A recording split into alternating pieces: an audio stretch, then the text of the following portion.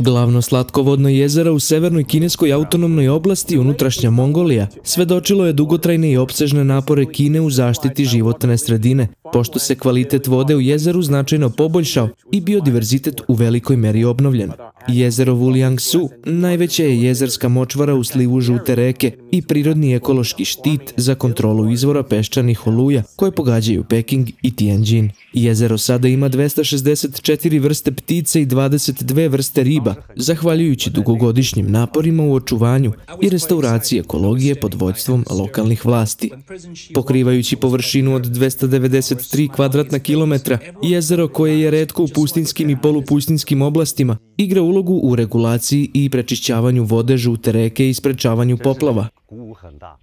Jezero nije povezano ni sa jednim velikim vodenim resursom. U suštini snabdeva se vodom koja curi sa poljoprivrednog zemljišta, svakodnevnim otpadom vode i industrijskom kanalizacijom uz manju podršku od padavina. To znači da se moramo fokusirati na poljoprivredu i svakodnevnu upotrebu vode u gradovima, rekao je Bao Wei, generalni direktor Centra za ekološku zaštitu jezera Wuliangsu.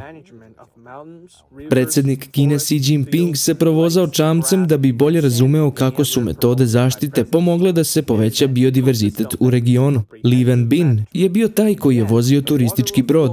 Bio sam prilično uzbuđen, imao je osmeh na licu, svi su se osjećali opušteno, baš kao u porodičnoj poseti, rekao je Li.